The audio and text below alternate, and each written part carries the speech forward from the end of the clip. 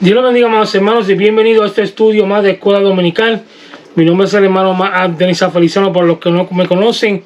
En este día pues tenemos un tema muy bonito que nos habla del ministerio de Jesús, la cual se notaba se caracterizaba por la sanación de las almas y primordialmente, que es lo más importante, predicar el evangelio para que las almas se salven. El Señor Jesús, Yeshua, por todo su ministerio y aún antes de su ministerio, después que hizo el convirtió del agua en vino, cuenta muchas historias, las cuales él predicaba el evangelio, su evangelio, y lo daba a demostrar que al Señor pues le interesa mucho más la salvación del alma que el cuerpo, pero él siempre está dispuesto para hacer las dos cosas, tanto salvar el alma de la persona como también darle sanidad mental, física y también espiritualmente. Las cosas que vemos a través del evangelio nos enseñan muchas cosas muy bonitas de su ministerio y nos dejan saber muy claras sus planes, su obra, su gracia, su amor hacia las personas. Y algo muy interesante que podemos ver a través de toda la Biblia y que es bien importante y esencial en nuestra vida, viene siendo la fe. Vamos a leer en la clase más adelante cómo la fe de 4 personas pudo cambiar la vida de este personaje, la cual sufrió mucho y que a la misma vez pues luchó contra viento y marea y para llegar hasta donde está la presencia del Señor, para que fuera a ser sanado, primeramente perdonado su pecado, sanado y caminar con su lecho hacia afuera. En este día se titula el tema de hoy: sanar el alma y sanar el cuerpo. La base bíblica se encuentra en Marcos 2, del 1 al 12. Los 3 objetivos de la clase: número 1 es entender la realidad de la naturaleza divina de Jesús igual a la del Padre. Número 2, reconocer la omnisciencia de Jesús, que escudriña los secretos del corazón. Número 3, experimentar los beneficios que hay entre ser perdonado y la sanidad del cuerpo. Y el pensamiento central dice: Jesús vino a sanar la enfermedad más terrible del ser humano, que es el pecado. El texto áureo dice: ¿qué es más fácil decir al paralítico, tus pecados se son perdonados, o decirle, levántate, toma tu lecho y anda? Marcos 2:9.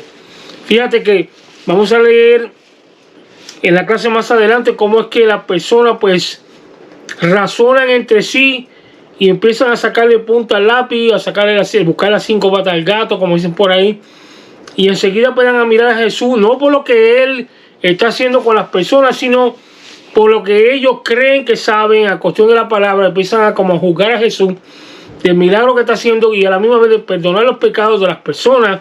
Y Jesús enseguida lee sus corazones y dice: ¿por qué cabaléis su corazón? ¿Por qué razonan en tus corazones? Porque el israelita, el judío en sí, de por ende, le gusta cuestionar las cosas y basarse en lo que supuestamente ellos creen para poder ellos argumentar algo y se llevar hasta viento y marea, aún siendo el mismo Jesús, Yeshua, hijo de Dios, y siendo Dios el mismo. Querían cuestionarlo y querían poner en duda siempre todas las cosas que hacían, mas sin embargo estaban como presentados, como dicen en mi país, siempre buscando ver lo que Jesús estaba haciendo. Y la clase vamos a continuar lo que la palabra de Dios dice en Marcos 2:3. Entonces vinieron a él unos trayendo un paralítico que era cargado por 4.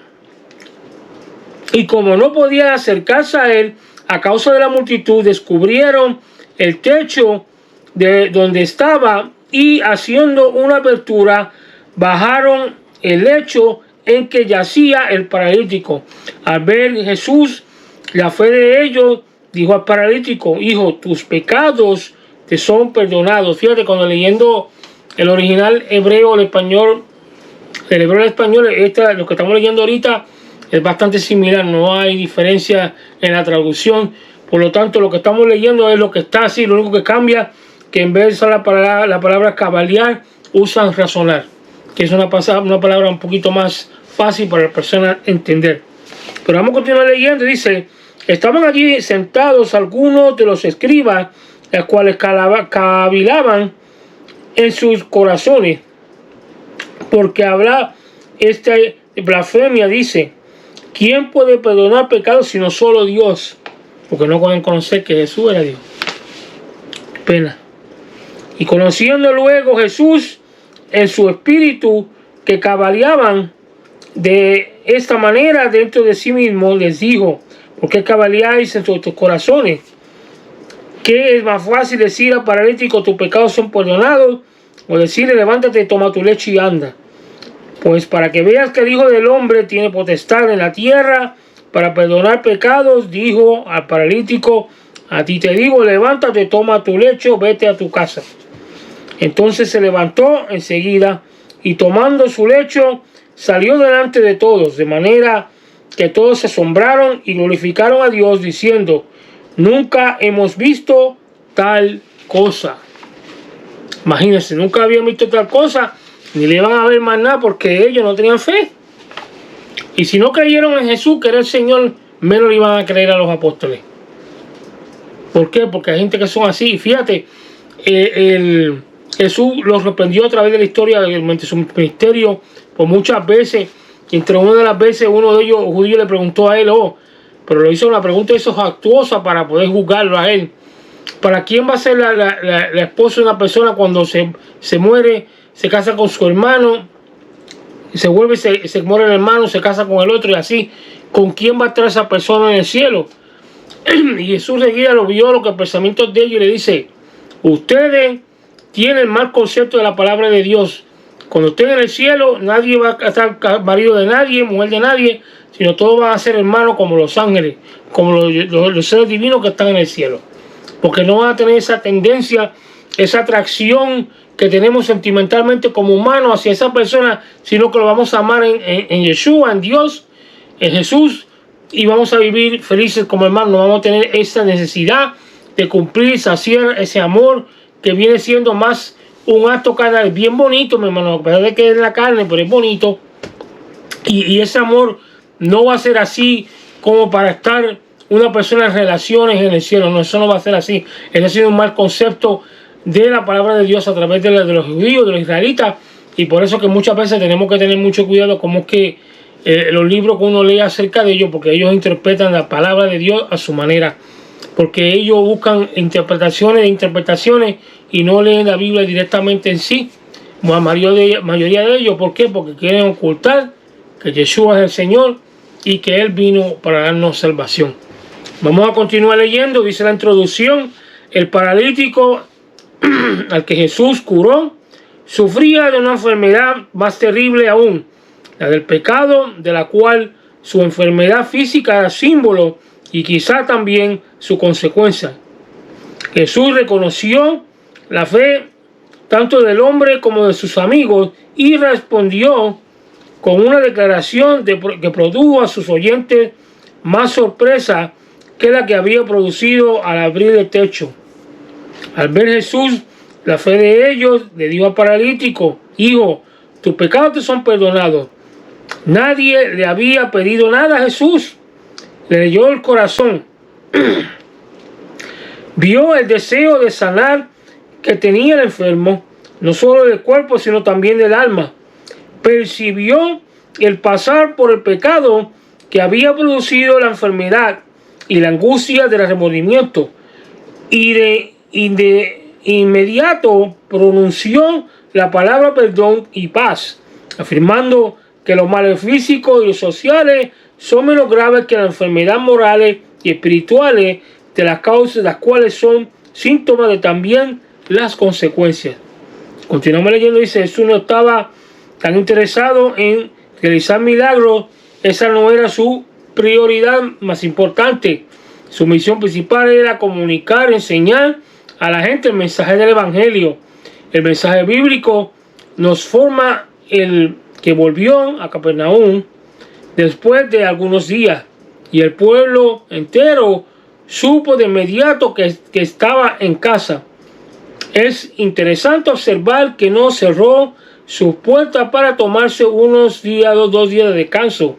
Después de aquella gira, por el contrario, el Señor empezó a recibir a la multitud con mucha energía y con profundo amor. En versículo 2 dice que se juntaron muchos, de manera que ya no cabían ni aún en la puerta. Dos cosas se deducen de desborde de gente. Número uno, había gran necesidad en el pueblo. La sinagoga no pasaba de ser un lugar que iba por ley y por costumbre, pero sí regresaba casi igual. Jesús, número 2, Jesús traía esperanza para los necesitados. La mayoría veía y buscaba, o venían en busca de sanidad, liberación y sufrimientos que llevaban en sus cuerpos. Otros acudían con el alma animosa de recibir el verdadero mensaje de Dios, y para todos había una respuesta apropiada. Continuamos leyendo, dice: esta es una de las más conmovedoras y profundas historias del Evangelio. Hay en ella la manifestación de los compañerismo, amor, fe, acción y victoria. 4 amigos o familiares compasivos trajeron a un paralítico. Esto nos da la idea de la responsabilidad de ayudar a otros a acercarse a Jesús para ser salvos. La fe vence cualquier obstáculo. Estos hombres no se desalentaron ante la imposibilidad de penetrar en el recinto donde estaba el Señor. Subieron por la escalera exterior, abrieron la terraza de barro que cubría la madera del techo e hicieron descender la camilla, entre que traían a su amigo. Jesús ve y premia todo su esfuerzo cuando éste se realiza con fe. El versículo 5 dice que Jesús se movió de la compasión al ver la fe de ellos. Aquí no se habla solo de la fe del enfermo, también se toma en cuenta la fe de los que trajeron. Jesús empezó su obra en aquella vida con expresión: hijo, tus pecados se son perdonados. Lo espiritual debe entenderse primero, lo demás viene por añadidura. La palabra de Dios dice: buscar el reino de Dios, su justicia, y las demás cosas serán añadidas. Otra cosa que quería recalcar es que la palabra de Dios dice que sin fe es imposible agradar a Dios. Y como hablamos de leer en la clase, la actitud, la fe que tenían esos 4 tocó a Jesús de tal manera que lo conmovió a Jesús a perdonar sus pecados y a la misma vez sanarlo. Jesús lo hubiera sanado como quiera, pero resulta que lo quería hacer un señalamiento a aquellas personas que razonaban y cabaleaban eso dentro de sí, dudando de Jesús, de su divinidad y de lo que él estaba haciendo, para que los demás miraran a Jesús como que estaba haciendo algo que no está debido según supuestamente en las Escrituras, cuando Jesús es el Señor y él mismo fue co-creador y co-escritor de la palabra de Dios, que ellos supuestamente estaban tratando de señalar a Jesús con eso. Imagínense ustedes.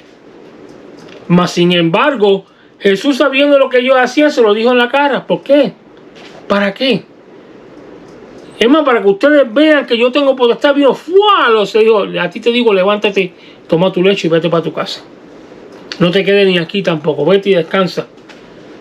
En otras palabras, que lo perdonó, lo sanó y lo mandó para su casa a descansar y hacer lo que tenía que hacer, y no tenía que quedarse ahí mirando, escuchando y quizá mirando la actitud de esa gente que, en vez de darle gracias a Dios y gloria a Dios por lo que Jesús había hecho, se cabalizaban entre sí en sus corazones.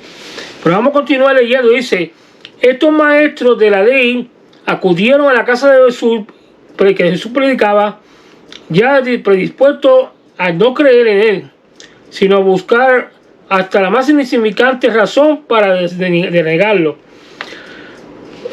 Ellos razonaban, cavilaban en sus corazones, es decir, criticaban mentalmente a Jesús por la manera en la cual habló al paralítico. La pregunta era: ¿por qué habla así, así? Indica que ellos les causó asombro a oír a Jesús y impartir el perdón de pecado. Algo solo podía hacer Dios. Estos religiosos judíos no podían ni siquiera imaginar frente a ellos que en ellos estaba el Hijo del Dios eterno, a quien habitaba con toda plenitud de Dios. Es decir, que toda divinidad, los maliciosos e incrédulos enemigos de Jesús tenían razón en cuanto a que solo Dios puede perdonar pecado. Su problema era que él ceguera espiritual de ellos en que se encontraban, pues no les permitía percibir la gracia de Jesús ni disfrutar la gloria de su presencia como el resto de la concurrencia. Jesús es quien dice ser el Dios encarnado, o es un blasfemo, un farsante, un impostor.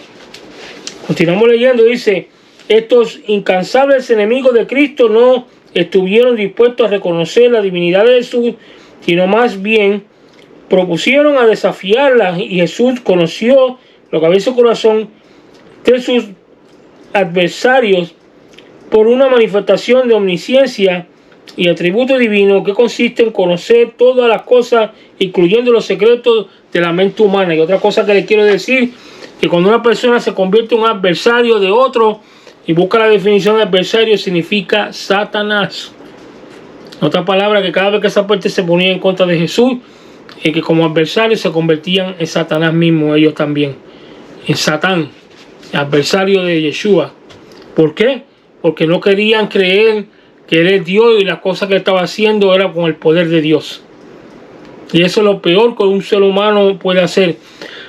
Mas sin embargo, la fe de los 4 paralíticos sobrepasó la incredulidad de esta gente, y Jesús pudo maravillarse con la fe de ellos y sanar a ese hombre en la condición que estaba. Pero vamos a continuar leyendo, y dice que esto se deduce porque el Señor conoció en su espíritu lo que cabaleaban o lo que razonaban dentro de sí mismos.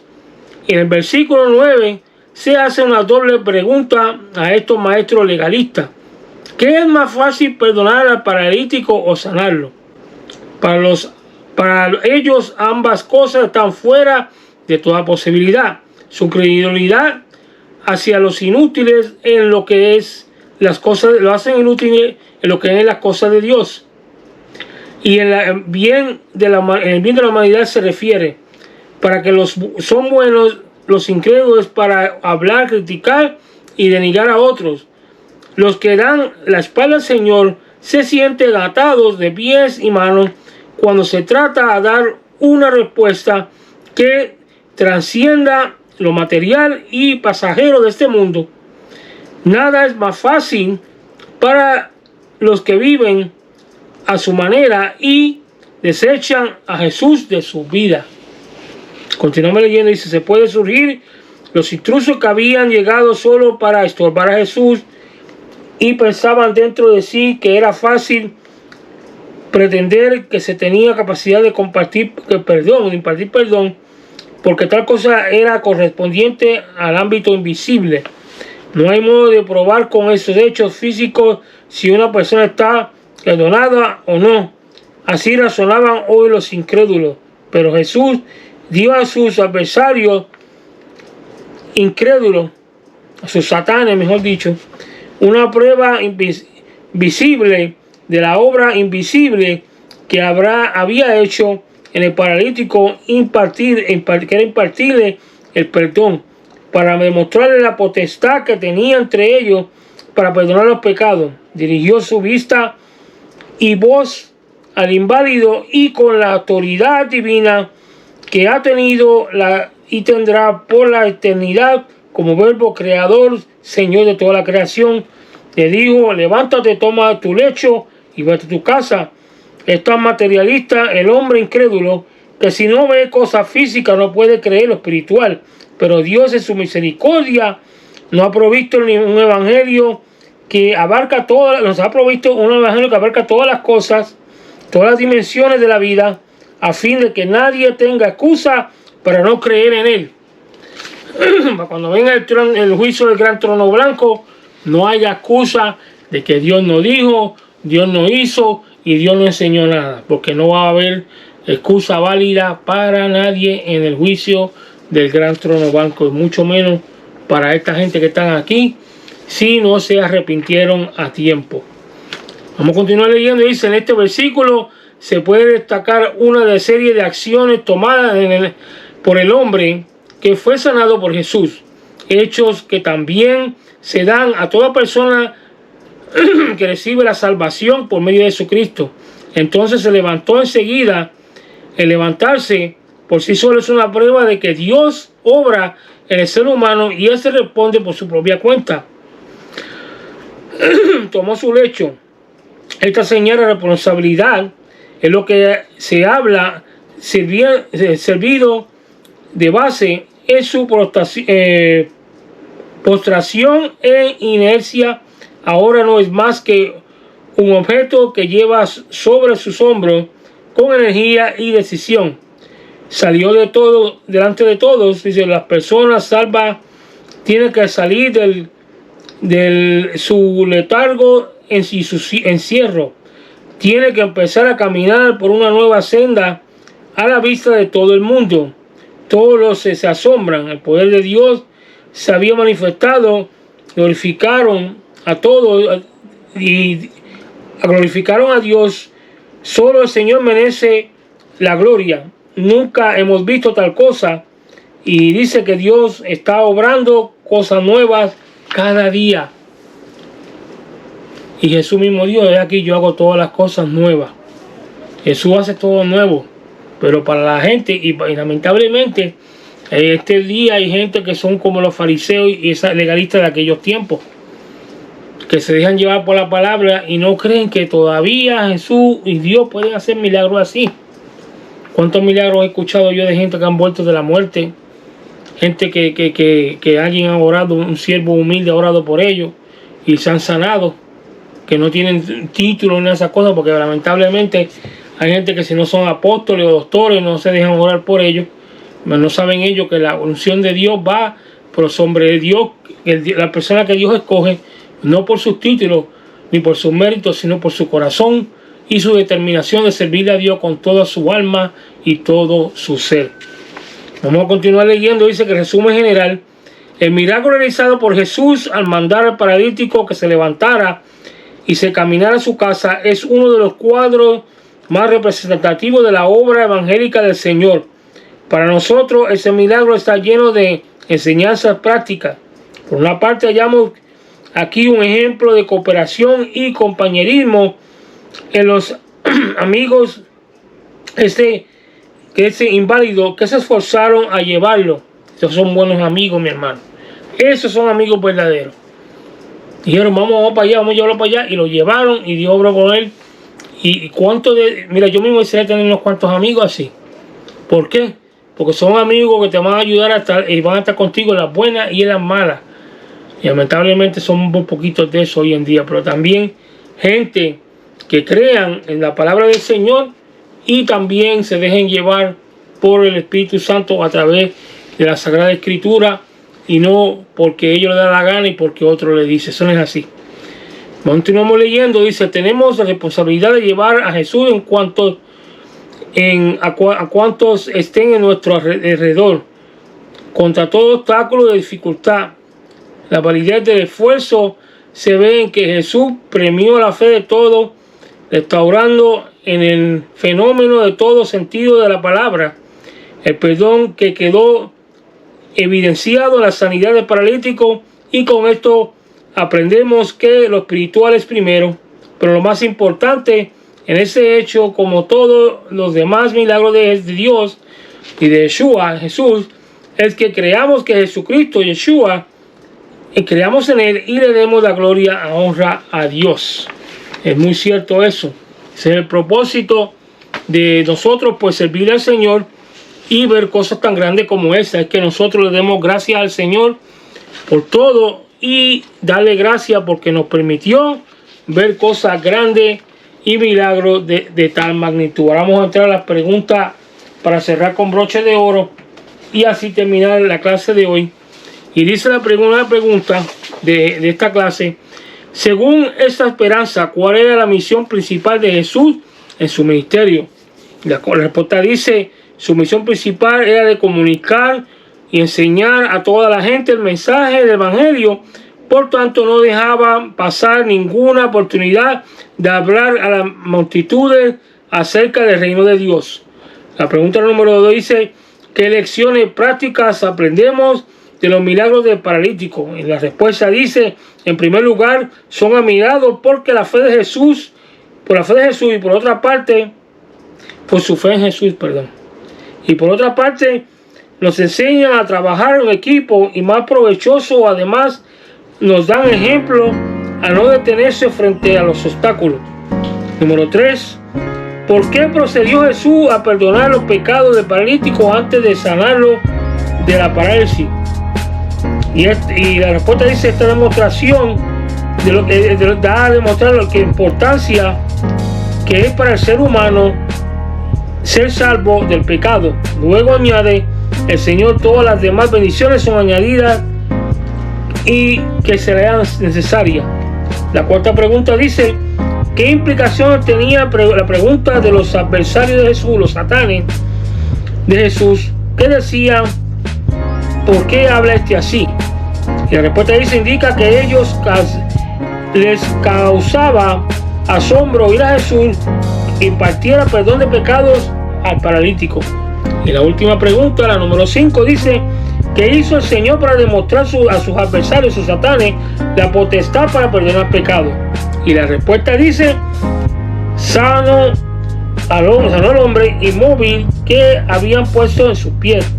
Dirigió su vista, voz al inválido, y con la autoridad divina que había tenido y tendrá por la eternidad, le dijo: levántate, toma tu lecho y vete a tu casa. Con esto trancamos con broche de oro en la clase de hoy. Dios me los bendiga, Dios me los guarde. Por favor, le encarezco de todo corazón que comparte este video, le dé like y se suscriba. Y si tiene algún comentario, por favor, dejen un comentario en los comentarios en YouTube, que le responderemos para atrás. Y así nos ayudará a nosotros, pues, impartir más la escuela dominical y las enseñanzas de historia bíblica y misteriosa. Dios me los guarde, que pasen muy buenas noches, que se disfruten mañana del culto. Nos vemos muy pronto con otra edición más de historia bíblica misteriosa. Que Dios me los cuide, que descansen mucho todos. Amén. Shalom a lo que nos hemos dicho.